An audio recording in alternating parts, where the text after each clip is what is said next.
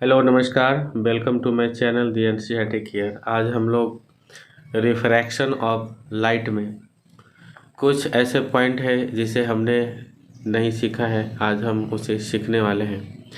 Explanation of bending of light when it travel from one medium to another. जब light एक medium से दूसरे medium में जाता है तो उसमें बेंडिंग होता है, लेकिन कुछ ऐसा भी सिचुएशन आपको मिलेगा जिसमें बेंडिंग नहीं होता है, तो उसे भी हम आज जानेंगे। फर्स्ट पॉइंट है when light goes from rare medium to denser medium. जब लाइट रेयर मीडियम से डेंसर मीडियम में जाता है, refracted ray bends towards the normal. Refracted ray normal की तरफ बेंड कर जाता है।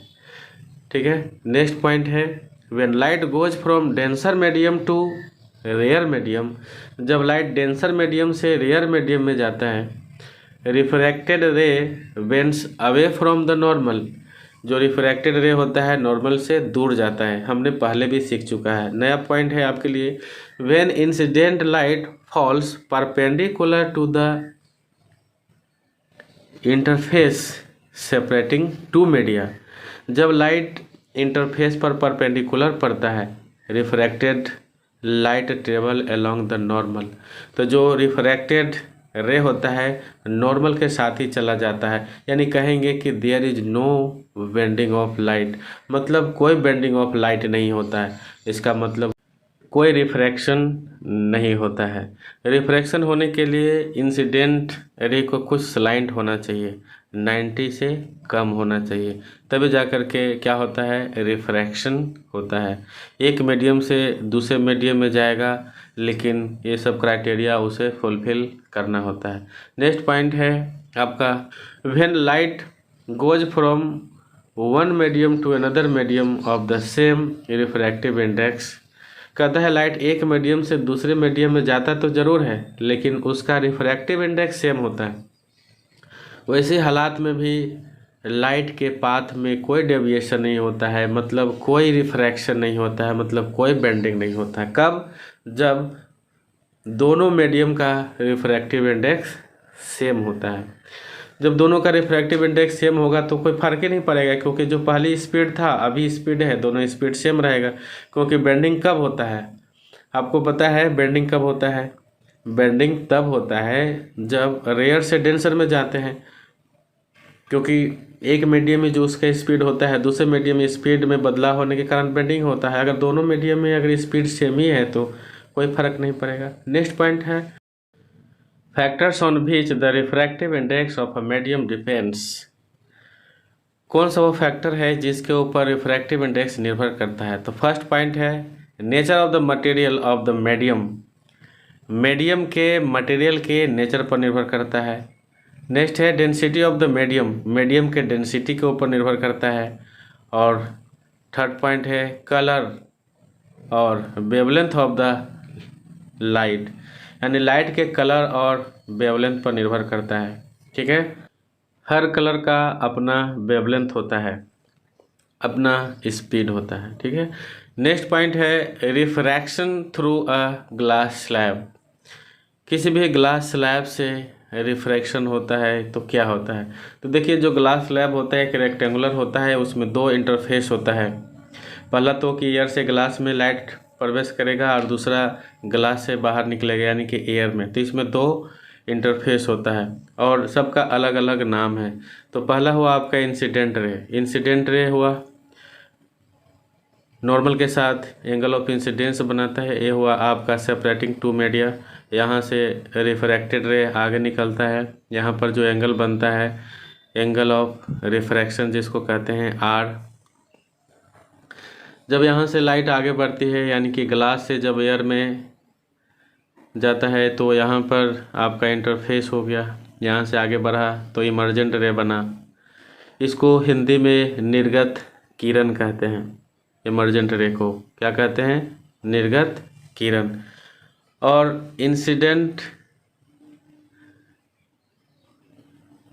रे और इमर्जेंट रे दोनों एक दूसरे का पैरेलल होता है और दोनों के बीच का जो गैप होता है उसे क्या कहते हैं, लैटरल डिस्प्लेसमेंट कहते हैं। इसे लैटरल डिस्प्लेसमेंट कहते हैं, हिंदी में कहते हैं इसे पार्श्विक विस्थापन। किसको कहते हैं पार्श्विक विस्थापन, तो इंसिडेंट रे और इमर्जेंट रे के बीच का जो गैप होता है उसे ही कहते हैं लैटरल डिस्प्लेसमेंट। और एंगल ऑफ इमर्जेंस कहते हैं इमर्जेंट रे और नॉर्मल के बीच का जो एंगल होता है उसे कहते हैं। एक बार फिर देख लेते हैं, बहुत इंपॉर्टेंट है। इंसिडेंट रे और इमर्जेंट रे दोनों एक दूसरे का पैरेलल होता है, समझ गए। नेक्स्ट पॉइंट है dispersion of white light by a glass prism. Glass prism से लाइट का डिस्पर्शन होना, मतलब लाइट जब प्रिज्म में जाती है तो 7 कलर में विभक्त हो जाता है। ये आपका प्रिज्म हुआ और इसमें ये जो फेस दिख रहा है इधर से लाइट का प्रवेश करना होता है और इधर जो फेस है यहाँ से लाइट का निकलना होता है। यानी कि इसमें 2 फेस है और इसमें 2 बार रिफ्रैक्शन होता है, यानी कि ग्लास प्रिज्म में 2 बार रिफ्रैक्शन होता है। When white light pass through a glass prism we get a band of 7 colours on a white screen. जब वाइट लाइट किसी भी ग्लास प्रिज्म से पास करता है तो 7 कलर में विभक्त हो जाता है। कहता है gate a band of 7 colour, यानी कि 7 कलर का एक समूह मिलता है जब लाइट प्रिज्म से पास करता है। The colour obtain on a screen are violet, indigo, blue, green, yellow, orange and red. The colour can be remembered as VIBGYOR. सबका शुरुआत वाले लेटर का हम कैपिटल लेटर को लेकर नीचे से बनाते हैं तो बिब्योर बनता है। White light is a mixture of 7 colour, और वाइट लाइट 7 कलर का मिक्सचर होता है, ये न्यूटन के द्वारा बताया गया है। ठीक है। The phenomenon of splitting white light into 7 colour, वह घटना जिससे वाइट लाइट 7 कलर में विभक्त हो जाता है। When it passes through a glass prism, जब हम इसे ग्लास प्रिज्म से पास करते हैं। It is investigated by Isaac Newton. जो अलग अलग कलर में होना क्या है, तो अपने वेवलेंथ के हिसाब से अलग हो जाता है। सब कलर का अपना वेवलेंथ होता है। जैसे देखिए यहाँ पर हमने सभी कलर का अलग अलग वेवलेंथ को आपको दिखा दिया है, आप भी सबका याद कर सकते हैं। ए है और ए के ऊपर एक शून्य लिखा है, छोटा सा डिग्री, उसको एंगस्ट्रम कहते हैं। 1 एंगस्ट्रम यूनिट बराबर होता है 10⁻⁻10 मीटर के बराबर। सबसे जो ज़्यादा डेविएशन होता है ब्लू कलर में होता है और सबसे कम होता है रेड कलर में, और जो ग्रीन कलर होता है वो मॉडरेट होता है, न ज़्यादा होता है ना कम होता है। ठीक है। 2 प्रिज्म के फेस को एक दूसरे के पैरेलल रखा जाए और हम अगर वाइट लाइट भेजते हैं तो पहले डिस्पर्शन होता है, उसके बाद रिकॉम्बिनेशन होता है। ठीक है। और फिर से वाइट लाइट मिल जाता है। क्लियर है। नेक्स्ट है मोनोक्रोमैटिक लाइट। मोनोक्रोमैटिक लाइट क्या है और वाइट लाइट क्या है, तो देखिए monochromatic light which has a single wavelength. Single wavelength वाले को मोनोक्रोमैटिक लाइट कहते हैं। जैसे red, orange, yellow, green, blue, indigo, violet सब क्या है, तो सब इंडिविजुअली क्या है, मोनोक्रोमैटिक लाइट है। Polychromatic light which has a more than 1 wavelength. जैसे सनलाइट, जो सनलाइट में एक से ज़्यादा वेवलेंथ होता है, ही 7 कलर का होता है, लेकिन अगर किसी पार्टिकुलर की बात करते हैं तो मोनोक्रोमैटिक वेवलेंथ हो जाता है, मोनोक्रोमैटिक लाइट होता है। Green colour cannot be split by a glass prism because it is a single colour. Single colour है मतलब सिंगल वेवलेंथ है, तो सवाल ही नहीं पैदा होता है कि वो क्या करेगा, स्प्लिट करेगा। ठीक है। Only white colour can be split by a glass prism because it is the mixture of 7 colour. नेक्स्ट है किसी भी ग्लास प्रिज्म से जब हम लाइट को पास कराते हैं तो किसी सिंगल रे को लेकर हम समझते हैं। फिर से देखिए जो एंगल है इसको बोलते हैं एंगल ऑफ प्रिज्म। ये हुआ आपका इंसिडेंट रे हुआ, और इंसिडेंट रे और नॉर्मल के साथ जो एंगल बनता है उसे एंगल ऑफ इंसिडेंस कहते हैं। और यहाँ पर रिफ्रैक्टेड रे और नॉर्मल के बीच जो एंगल बन रहा है उसे हम एंगल ऑफ रिफ्रैक्शन कहते हैं। और जब हम दूसरा रिफ्रैक्टिंग सरफेस की तरफ चलते हैं तो यहाँ से इमर्जेंट रे निकलता है। ये हुआ आपका इंटरफेस जहाँ से ग्लास से एयर में जाता है, तो इमर्जेंट रे बनता है। और इमर्जेंट रे और नॉर्मल के बीच जो एंगल है इसे बोलते हैं एंगल ऑफ इमर्जेंस कहते हैं। और एंगल ऑफ डेविएशन क्या होता है, तो इमर्जेंट रे और इंसिडेंट रे के बीच का जो एंगल होता है उसे हम एंगल ऑफ डेविएशन कहते हैं।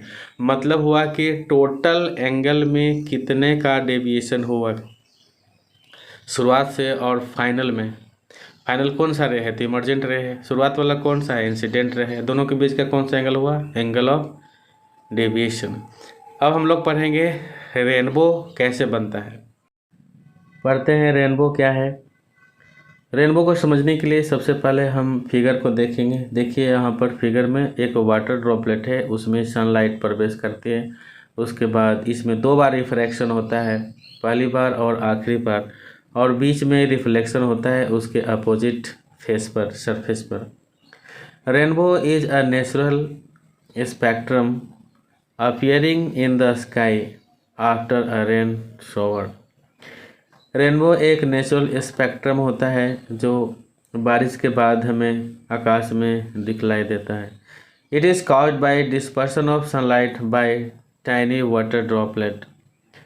यह बारिश के छोटे छोटे बूंदों के कारण, सनलाइट का डिस्पर्सन के कारण होता है, ठीक है, जो कि एटमॉस्फेयर में प्रेजेंट होता है। Rainbow is always formed in a direction opposite to that of the sun. Rainbow का निर्माण हमेशा सन के अपोजिट डायरेक्शन में होता है। यहाँ से एक ऑब्जेक्टिव बनेगा आपका। The water droplet act like small prism. Water droplet एक स्मॉल प्रिज्म का काम करता है।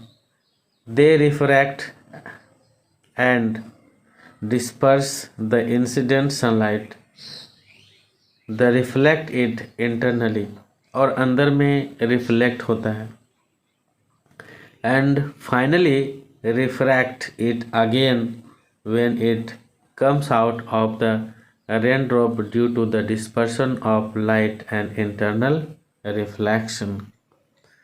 और फाइनली उसमें रिफ्रैक्शन होता है, ठीक है, और डिस्पर्सन हुआ, एंड इंटरनल रिफ्लेक्शन भी होता है, ठीक है। Different colour reach the observer's eye. और ये जो अलग अलग कलर आँख तक पहुँचता है तो हम लोग कहते हैं कि देखो रेनबो बना है, ठीक है। रेनबो का निर्माण हमेशा सन के अपोजिट डायरेक्शन में होता है, तो इसलिए रेनबो या तो सुबह में बनेगा या तो शाम को बनेगा। दोपहर में रेनबो नहीं बनता है क्योंकि सन होता है ऊपर में, अपने सर के ऊपर में, और उसका अपोजिट डायरेक्शन होता है ज़मीन पर। तो ज़मीन पर रेनबो बनेगा तो आपको कहाँ दिखाई देगा, ठीक है ना। इसलिए हमें रेनबो केवल दोपहर के समय में नहीं दिखता है, बाकी सुबह और शाम दिखता है, ठीक है। तो रेनबो का निर्माण के लिए 3 चीज़ का होना ज़रूरी होता है। पहला होता है रिफ्रैक्शन, फिर होता है डिस्पर्शन, और फिर होता है इंटरनल रिफ्लेक्शन। ये बहुत ही इम्पोर्टेंट है। आज का वीडियो बहुत ही इम्पोर्टेंट है, इससे बहुत सारा MCQ आपका बन सकता है, इसलिए वीडियो को ध्यान से और 1-2 बार रिपीट करके देख लेना चाहिए। चलिए हम लोग पढ़ते हैं। लास्ट पॉइंट है, बहुत ही इम्पोर्टेंट है, टिंडल इफेक्ट है। टिंडल इफेक्ट क्या है? The earth atmosphere is a heterogeneous mixture of minute particle. जो एटमॉस्फेयर होता है हेटेरोजीनियस मिक्सचर होता है माइन्यूट पार्टिकल का। दिस पार्टिकल इंक्लूड, जिसमें आपका जो पार्टिकल है वो क्या क्या आता है? Smoke, tiny water droplet, suspended particle of the dust and molecule of the air. पानी की ड्रॉपलेट हुआ, डस्ट पार्टिकल हुआ, और एयर का मॉलिक्यूल होता है। When a beam of light strikes such fine particle, जब बीम ऑफ लाइट इस पार्टिकल पर पड़ता है, the path of the beam becomes visible.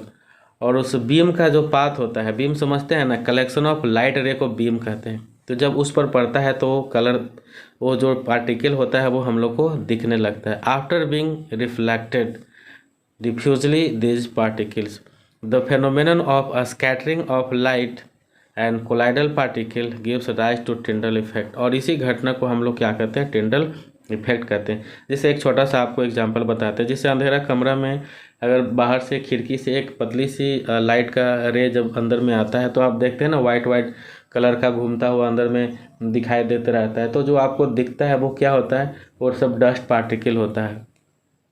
ठीक है, इसी को हम लोग क्या कहते हैं, टिंडल इफेक्ट कहते हैं। यानी डस्ट पार्टिकल का दिखना, उसकी स्मोक पार्टिकल को दिखना, उसमें जो वाटर ड्रॉपलेट है उसको दिखना, इसी को टिंडल इफेक्ट कहते हैं। अगर वीडियो पसंद आए तो लाइक करें, सब्सक्राइब करें और अपने दोस्तों को भी शेयर करें। Thank you.